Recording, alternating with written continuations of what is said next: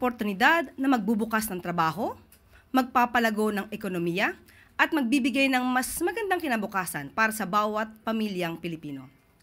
Alam ng Pangulo na mahalaga ang edukasyon, pero higit pa riyan, kailangan nating tiyakin na may hanap buhay na naghihintay para sa bawat graduate. Kaya sa kanyang mga naging pulong ngayong umaga, malinaw ang kanyang mensahe. Handa ang Pilipinas at bukas ang ating pinto para sa mga mamumuhunan na magtatayo ng negosyo, lilikha ng kabuhayan at tutulong sa pag-angat ng buhay ng ating mga kababayan. Kanina, nakipagpulong ang Pangulo sa mga Japanese tourism partners para lalo pang palakasin ang sektor ng turismo. Isang sektor na nagbibigay ng hanap buhay sa libo-libong Pilipino. Naniniwala ang Pangulo na ang turismo ay hindi lamang pagpapakita ng ganda ng ating bayan, kundi isang mahalagang paraan para magdala ng kabuhayan sa bawat komunidad. Sumunod ang pulong ng Pangulo sa Canadevia Corporation para sa Manila Waste to Zero Project, isang malaking inisyatiba na mapagputi sa solid waste management ng Metro Manila, magbibigay ng malinis na enerhiya at lilikha ng libo-libong trabaho para sa mga Pilipino. Nakausap din ng Pangulo ang Tunishi Shipbuilding na matagal ng katuwang ng bansa sa Cebu. Pinag-usapan nila ang pagpapalawak pa ng operasyon ng kumpanya na makakatulong sa libo-libong manggagawa sa Visayas at sa buong bansa. Mamaya, nakatakdang bumisita ang Pangulo sa Philippine Pavilion sa World Expo 2025. Isang pagkakataon ito para ipakita sa mundo ang yaman ng ating kultura, ang galing at sipag ng Pilipino, at para hikayatin ang mas maraming investments na makikinabang ang bawat pamilyang Pilipino. Sa lahat ng ito, binibigyan diin ng Pangulo ang kahalagahan ng paghahanda ng bansa sa gitna ng mga kaganapan sa ibang panig ng mundo. Tulad ng tensyon sa Middle East, upang masigurong may sapat na trabaho at hanap buhay para sa mga Pilipino.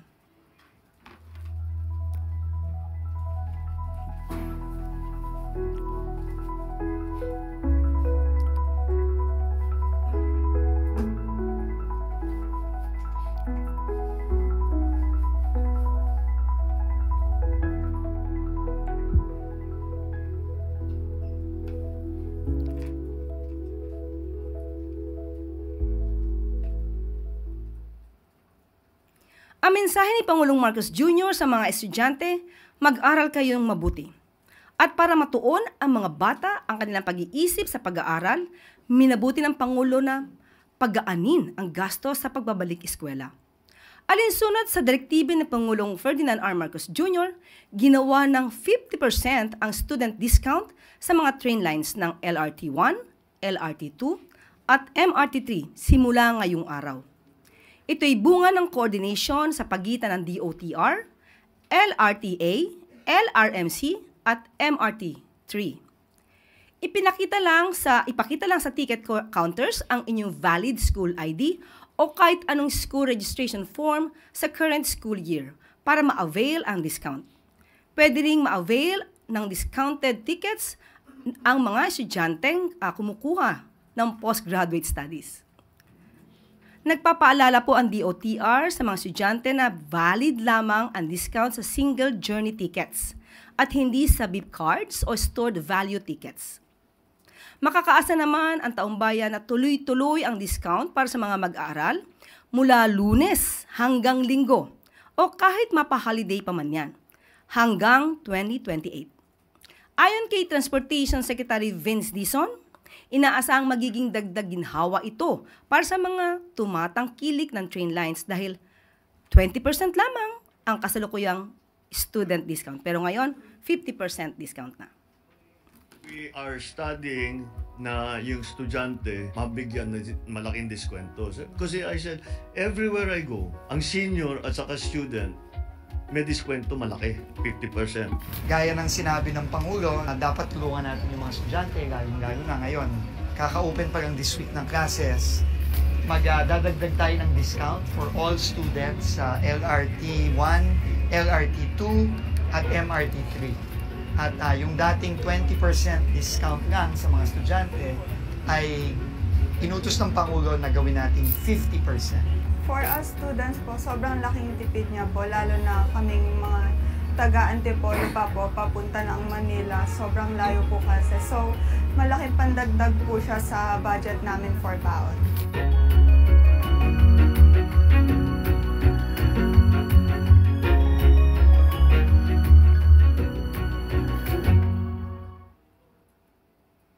At ngayon po ay maaari na akong tumanggap ng inyong mga katanungan. Maraming salamat, Yusek Claire. First question, Ivy Reyes, Bilyonaryo.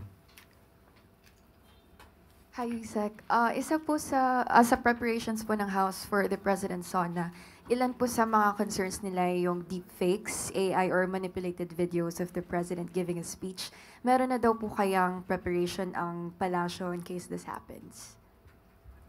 Sa ngayon po ay wala pa po tayong detalye at malamang po sa SONA ay makakasama po ito. Dahil noong po nagkaroon ng statement ng Pangulo ng Independence Day, binanggit niya rin po ang patungkol sa fake news. And last one po, baka po pwede kaming makakuha ng reaction from the palace about Senator Imy's remark criticizing the government's efforts to maintain San Juanico Bridge. And she said, and I quote, sana ako na lang nagpresidente. Lumiliwanag po ba ang ambisyon ni Senator Amy Marcos? Well, anyway, naging senador po ang si mahal na Senadora Amy Marcos since 2019. At malamang po ay alam naman po niya ang naging budget ng dating administrasyon patungkol po dito sa San Juanico Bridge. At 4 na taon pong nagkaroon, kung di ako nagkakamali, 4 na taon since 2018 up to 2022 ang administrasyong Duterte. Pero hindi nga po nagkaroon ng rehabilitation. At dapat nga po magpasalamat po tayo sa panahon po ngayon ni Pangulong Marcos Jr. dahil nang kanilang nagkaroon ng inspection, doon lamang po nakita ang lawak na po ng danyos at dapat na kailanganing i-repair sa San Juanico Bridge. Sa panahon lamang po ni Pangulong Marcos Jr., ito nagkaroon talaga ng malaliman at na pag-i-inspect para po makita na maaaring ito po ay hindi na magandang daanan at dangerous na po sa mga lumalakbay gamit po ang San Juanico Bridge. Maraming salamat, Ivy. Next question, Maricel Halili, TV5. Magandang umaga, Yusek. Yusek, hingan ko lang po kayo ng reaction dun sa naging pahayag ni Attorney Harry Roque kahapon in response po doon sa statement ninyo on asylum. Ang sabi niya, come and get me, kung ready kayo sa akin, bakit hindi niyo ako makuha? Ano nga po bang nangyayari? Bakit po hindi pa siya mapauwi ng pamahalaan dito? Ayon naman po sa DOJ, naghihintay lamang po ng formal notice na patungkol po dito sa kanyang asylum. Kung ang sinasabi po niya, come and get me, yun naman po sa ating pamahalaan, wait and see.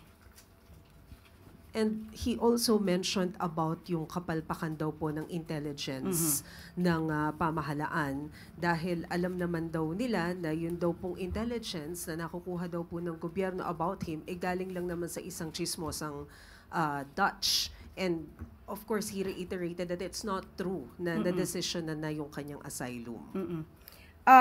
Wag niya pong sa walang bahala ang intelligence, ang assets po ng DOJ. At hindi naman po namin ite-telegraph ang mga punches ng gobyerno katulad ng kanyang ginagawa. Salamat, Yusek. Thank you, Mase. Next question, Pia Gutierrez, ABS-CBN.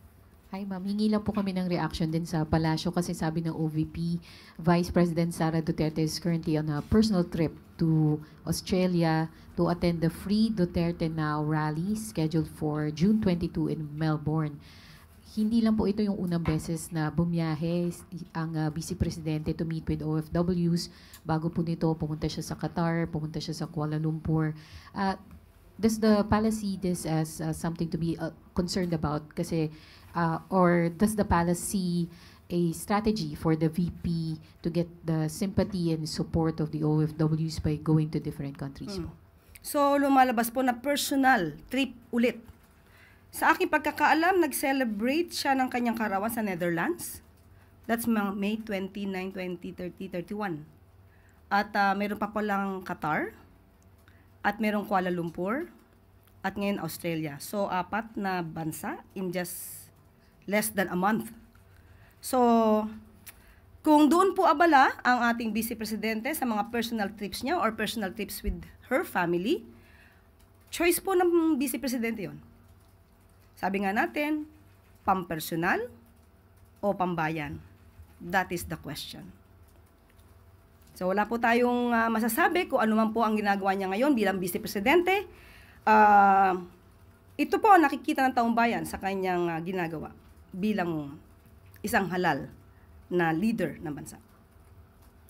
Thank you, Pia. Next question, Alvin Baltasar, Radyo Pilipinas. Undersecretary, magandang hapon po. With the meetings you have mentioned, mga diniluhan ni Pangulo, do we expect investment pledges and business agreements to be signed sa panahon ng working visit niya sa Japan? Actually, hindi pa po kasi tapos ang pakikipagpulong ng ating Pangulo sa mga Japanese corporations at iba pa pong mga korporasyon na maaari po makatulong sa ating bansa. Hintayin na lang po natin ang anuman ang i-report ng ating Pangulo sa kanyang pagdating. Pero ito po ay ginawa ng Pangulo, hindi para magbakasyon, kundi para magtrabaho. At ito po ay para sa taong bayan dahil makikita po natin ang kanyang mga kausap ay patungkol po sa turismo, para mapalaki pa po, mapaganda ang ating turismo, at para po rin pasinayaan yung ating pavilion sa nasabing World Expo.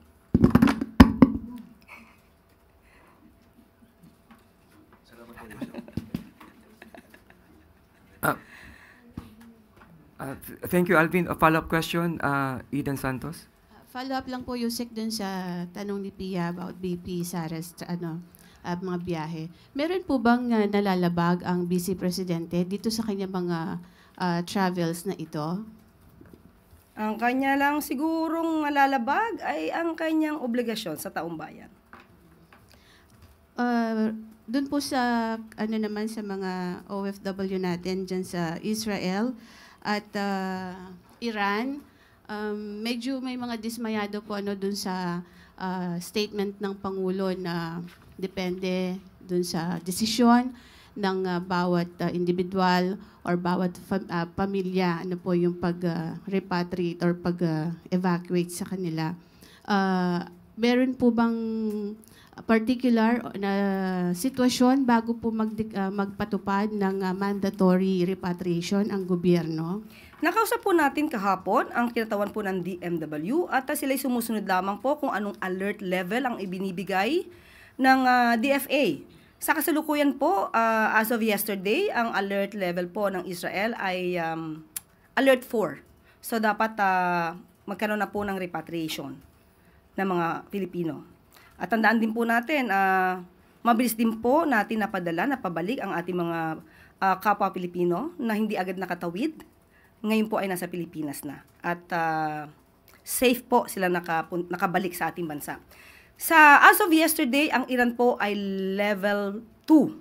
So, mamaya-maya lamang po ay hihingi natin kung may update po patungkol po sa level or alert level na ibibigay po ng DFA. So, sa ngayon po wala talagang pangangailangan na i-evacuate na natin yung mga Pilipino. Well, in fact, yung mga sa China, sa US, yung kanilang mga citizens ay pinalilikas na po. Kung ganyan po ang kanilang desisyon, meron naman po rin tayong desisyon at ito'y naaayon naman din po sa pag-aaral ng mga ahensya natin. So hintayin na lamang po natin kung ano pong sasabihin na alert level ng DFA at yun po ang susundin natin.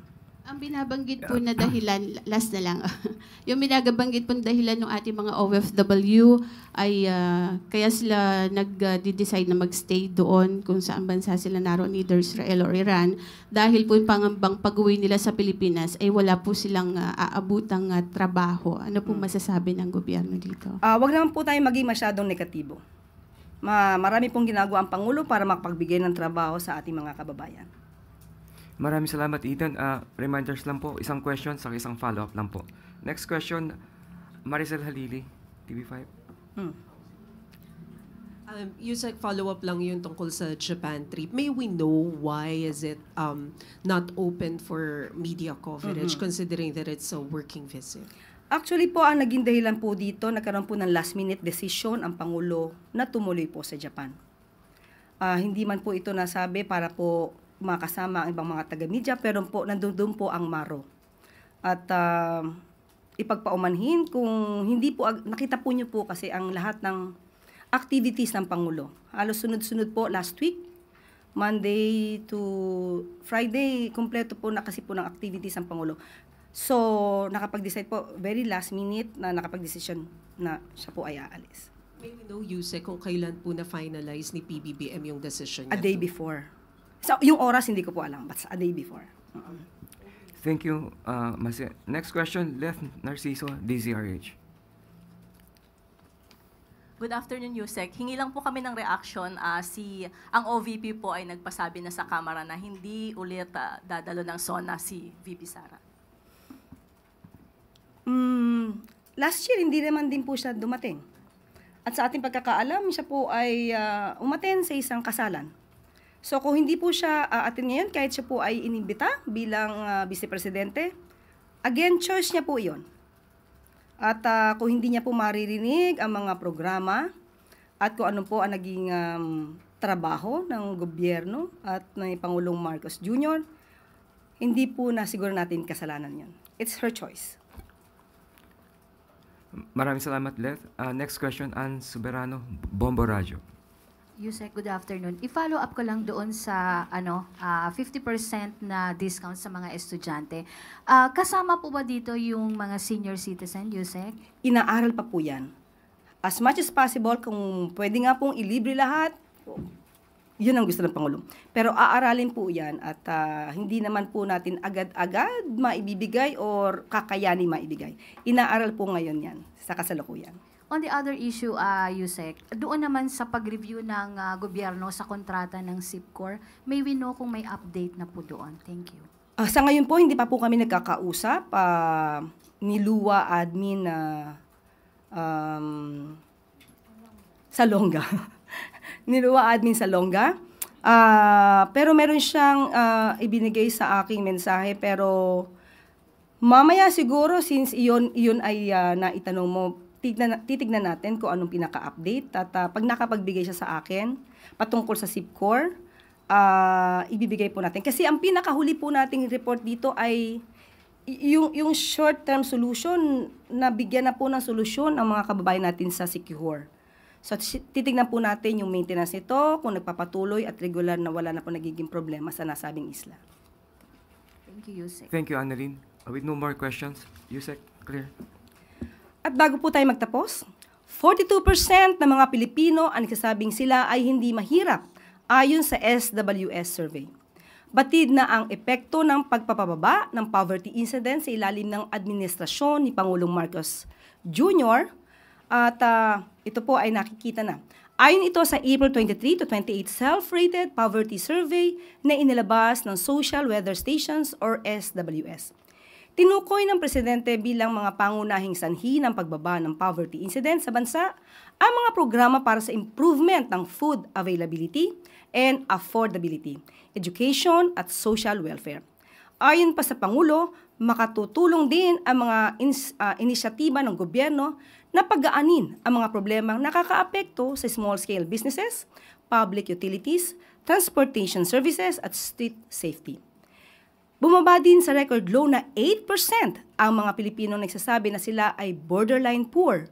Malaki ang ibinaba nito mula sa 39% na naitala noong 2021. Patuloy lang ang administrasyon sa pagtatrabaho at upang pagaanin ang pasanin ng mga ordinaryong Pilipino. Dahil sa bagong Pilipinas, aksyon ang solusyon.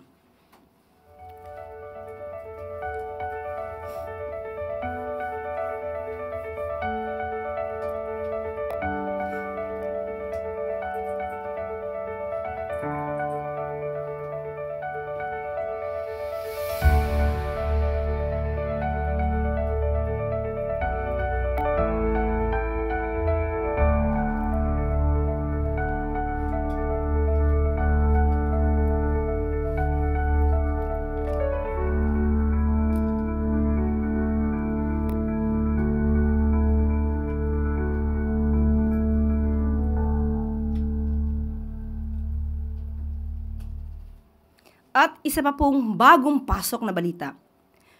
10 billion pesos worth of drugs nasabat sa Philippine Navy at PIDEA sa karagatan ng Zambales. Droga ang bumungad sa Philippine Navy at PIDEA sa kanilang pag-inspeksyon ng isang fishing boat kaninang madaling araw.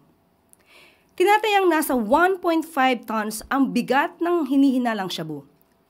Tinawag naman itong isa sa pinakamalaking illegal drug apprehension sa kasaysayan ng Philippine Navy. Saludo po kami sa inyong patuloy na pagsuporta sa ating paglaban sa droga. At dito na po nagtatapos ang ating press briefing. Maraming salamat at magandang hapon para sa bagong Pilipinas.